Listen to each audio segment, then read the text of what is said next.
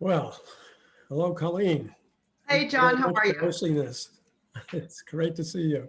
It's good to see you. And uh, I know you're just an experienced and outstanding divorce coach and family mediator, and you've been an educator and you've hosted your own YouTube series. Mhm. So take it away, Colleen.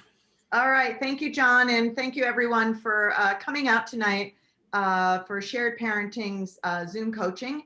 And here's where we're going to be taking questions, whether they're through email, and we have quite a few through email, or you can log on and just come on and certainly ask questions on here as well. So a little bit about me. My name's Colleen O'Neil, as John introduced me. I am a trained therapist. I am a divorce mediator. I am a divorce coach. I have my own practice in Westport, Connecticut called Mediation and Beyond.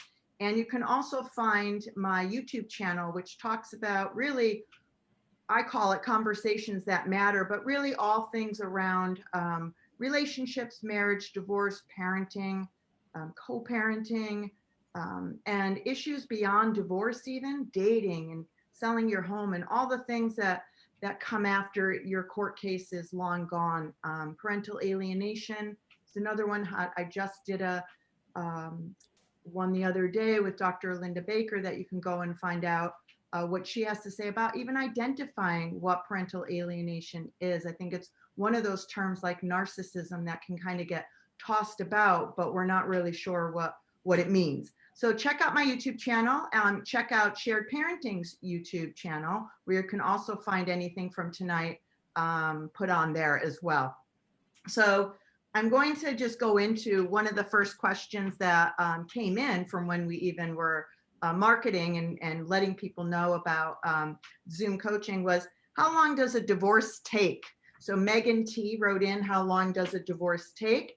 And there is no simple answer to that question. So in general, before COVID came about, a divorce can take anywhere from, I don't know, 6 months to 5 years down the road if you really want to argue about everything. So a divorce can go rather smoothly and quickly if you can agree on everything. And when I say everything, certainly if you have children, it's about the parenting plan has to be in place. You have to talk about assets, division of homes, uh, finances, 401ks, Roths, all that stuff. Who's going to pay for health insurance? Can you be on the person's health insurance?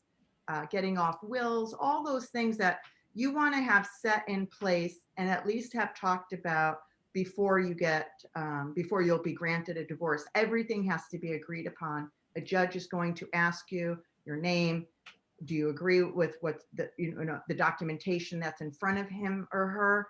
And you have to be able to say yes, and that you didn't agree to anything under duress, that you've had counsel, or that you don't always have to have legal counsel, but that you're aware of what your legal rights are. And so if you can mediate, that would, to me, be the quickest way to do a divorce. And it would probably be the most friendly, since it's really you and your soon to be ex and a mediator. And that could be an attorney, or that doesn't have to be an attorney. But that, to me, would be the simplest way. Other than that, you can both get an attorney and a mental health professional, a coach, and sit in and do a collaborative divorce where you both have an attorney, but your attorneys are all working together. It's more that kind of that team approach.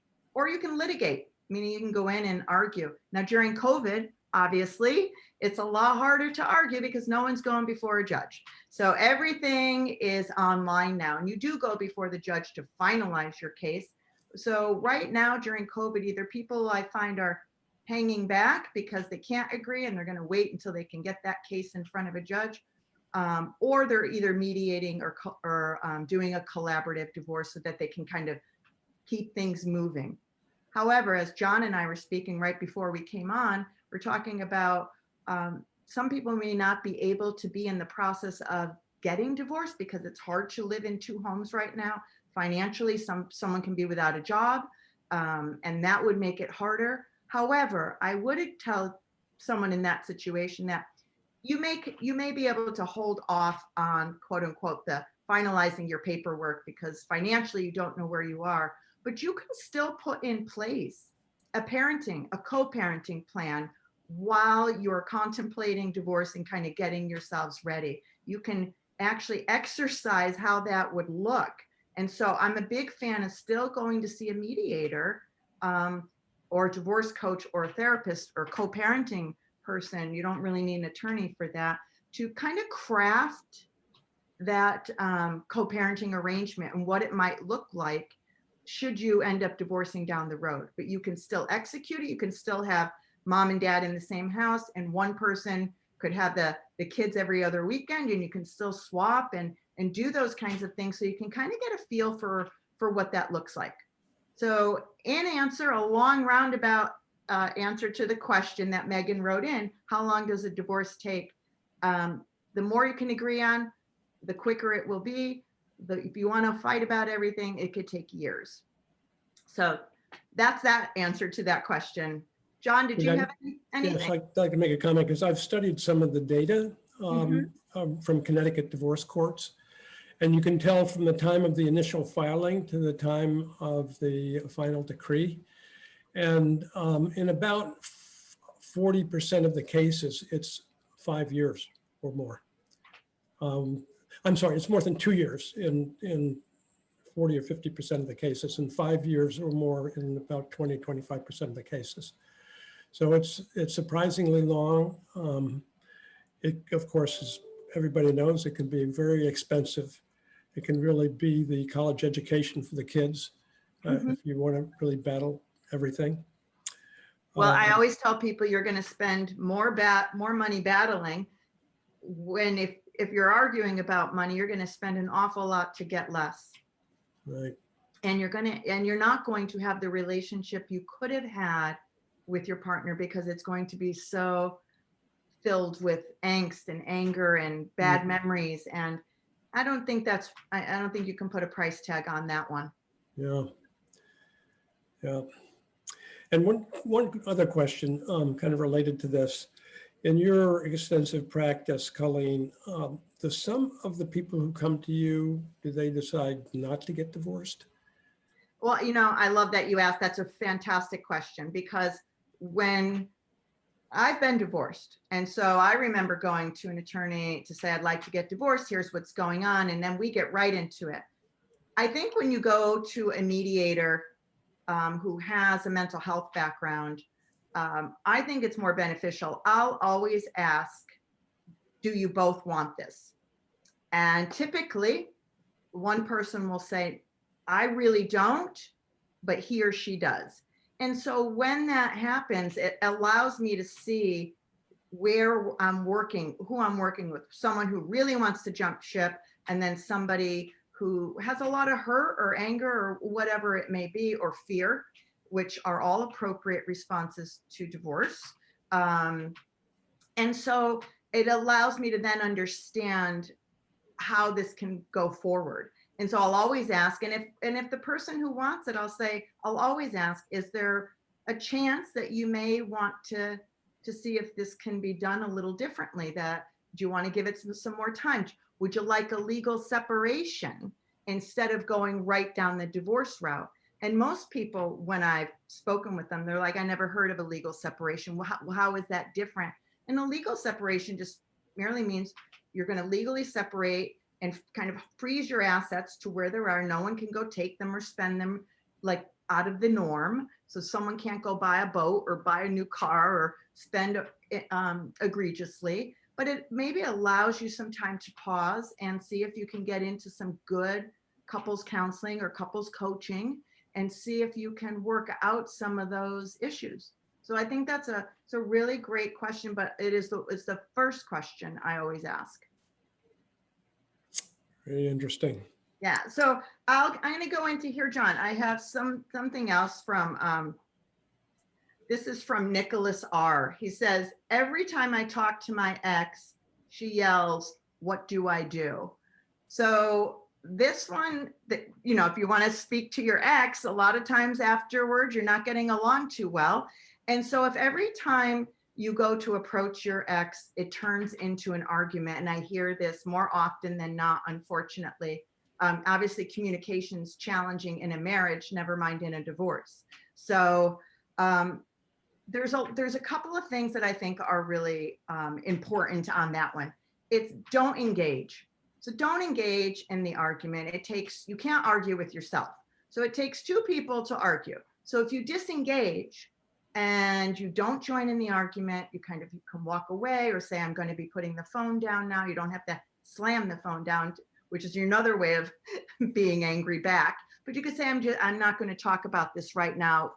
And so the first rule of thumb really is always don't engage. Don't react, because most people will say something in a way that they know is going to get to you anyways.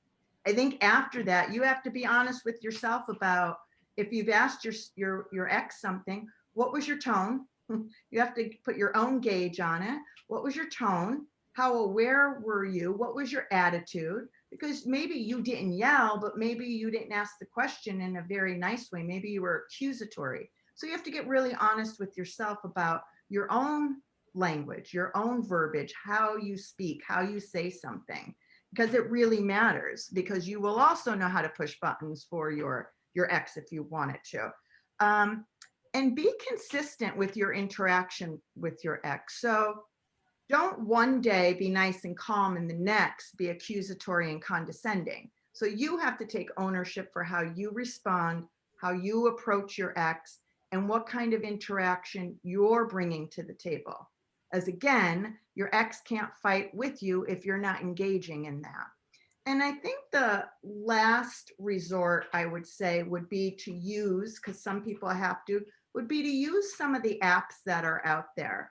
So you have FAIR, F-A-Y-R, which is an app that helps you with communication, scheduling, all of those doctor's appointments, receipts, money issues. Our Family Wizard is another very popular one.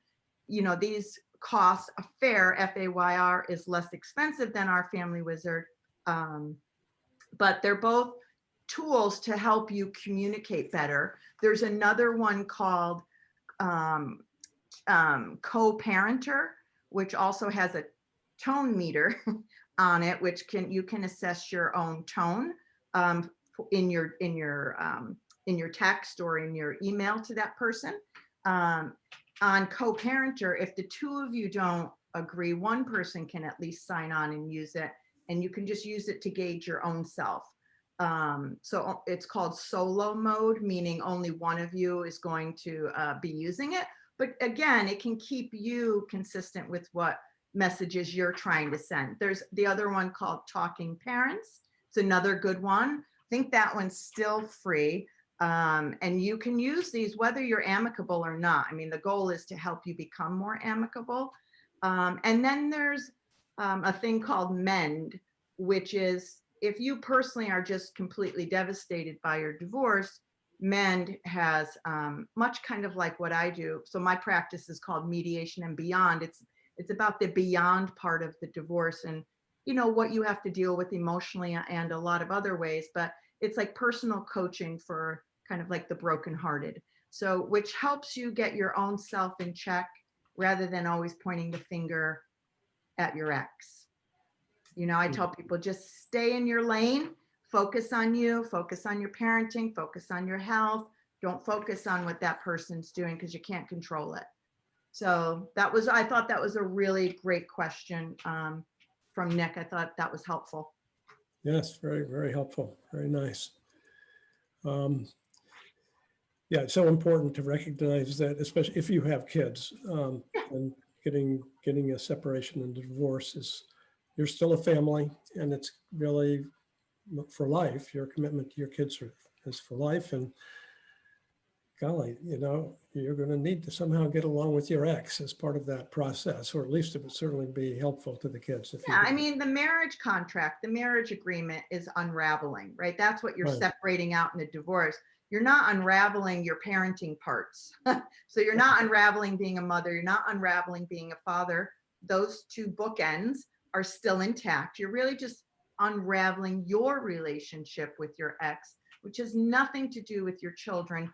Obviously, sans abuse or neglect or things like that. But if you have two pretty good parents, not perfect parents, they weren't going to be perfect in the marriage either. So, but that's still intact. It's just that marital contract that's kind of dissolving. And so the family will look a little different, but the family, as you said, John, is always family. So that's the beyond part. And I love what you just said, because it tells the couple who are angry at each other and disappointed and all those things, that they tells them to stay focused on their children. And Yeah. they both love and care about their children and want to be the best parents they can. And they may go about it differently, but Yeah. they may have gone about it differently whether you stayed married or not. So I always say you're co-parenting when you're married and you're co-parenting when you're divorced. You don't just use co-parenting in divorce. It's in a healthy family dynamic, both parties are parenting. That's co-parenting, and they're parenting together. And even in a healthy marriage, you're not going to agree on everything. So in divorce, you're still co-parenting. It just makes it harder because you have that personal angst because you hurt each other. And so that's the barrier that everyone's trying to get over, really. And it's hard. It's not easy. I'm not here to say it's a breeze, but it is doable. And so I have another one if you don't have any. Do you have any other emails that came in, John? Let me just double check my email here, see what's going down. No, do not see any others coming. I have another one here where it says, when should I introduce my significant other to my children? That one, would be considered a little old fashioned on that. I would at least say, please don't introduce your children to anybody for a year. I don't care if that person's now the new love of your life and you want to blend your families and everything. You can wait, because your children also need time to get over the unraveling of that marriage and that new family dynamic. And the last thing they need are people in and out, like a revolving door. They don't need to be introduced to your dates. They don't even need to know that you go out on dates. You don't have to tell them. And they shouldn't be worrying about, are we going to get a new stepdad? Are we getting a new stepmother? Like, listen, they are just absorbing the family changing. Their brains aren't even developed. They're young. And so remember, our brains aren't developed till probably around age 25. And when I say developed, I mean fully able to make good, solid reasoning choices in your life and have those reasoning skills and being able to understand things. They can't do that at 8 or 12. And they need to be worrying about themselves, their friends, the schooling, sports, of course, now dealing with COVID. But wait a year, make sure you get yourself in a good place. So although you may have fallen for somebody because you haven't felt like that in a really long time, it's totally understandable. If it's going to last, then it will last the length of a year. And so please wait and get yourself in check, and it'll be better for your kids. But so many people don't. So many people go out and they jump the gun. They go and they start dating and they bring the person into their lives. And it's, you need some time. You need some time. Excellent advice. It's not an easy task. The children need time and you need time. Yeah, both those things. Yeah. So those are the questions I had that were sent in, John. I thought they were great questions. It's nice to see people. I like when I get questions like that, because that tells me someone's pausing, right? And taking a few minutes to kind of think twice before they act. Right. Yeah. Which is a good thing. So, I think for everybody out there or anybody who watches this, if you're going to get divorced, just pause, kind of think twice before you speak, think twice before you act, in terms of like bringing new people into your children's lives. but focus on you, stay in your lane. And if you don't have children, take time for yourself, because exiting a relationship, I don't care if it's a year long or 10 years long, they all hurt. They all hurt. You have to take some time to heal, focus on you, do things that are good for you. Could be health-wise, could be mental health-wise, could be spending more time with family that you haven't in a long time, could be learning something new. Never too late to learn something new, for sure. Going back to school, it could be getting your finances in order. There's so many areas of your life that you could just take some time and hit the brakes and pause. Excellent. Really appreciate your thoughts.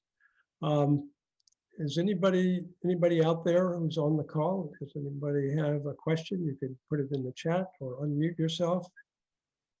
You know how to unmute. And we'll be doing these every Tuesday at from 8 to 8:30ish, and we'll take questions. You can email them in. You can come on and feel free. I hope comfortable enough to ask. You can ask for a friend, and you know, just be comfortable. There's a lot of great questions out there in to be asking in the divorce arena, I think. I think we do have a question coming in. Oh, great. I was just going to say thank you very much. This was very helpful, and I enjoyed listening to the commentary. Oh, thank you. And thanks for taking the time to stop by. It's appreciative, and I hope something hit your heart or was helpful to you or to somebody you know. Thanks very much. Appreciate your input. All right, John. So till Okay. next week, we'll hit back on here at 8 next Tuesday. Right. And anybody that wants to go listen to this, it'll be on the Shared Parenting Council of Connecticut's YouTube channel and their Facebook page. And I'll obviously post it on my Mediation and Beyond YouTube channel, as well as my stuff as well. Excellent. Really All right. appreciate it, Colleen. Yeah, Thanks thank again. you. And thank you for those who showed Yeah. up, and we really appreciate it. So long. All right, take care. Bye-bye.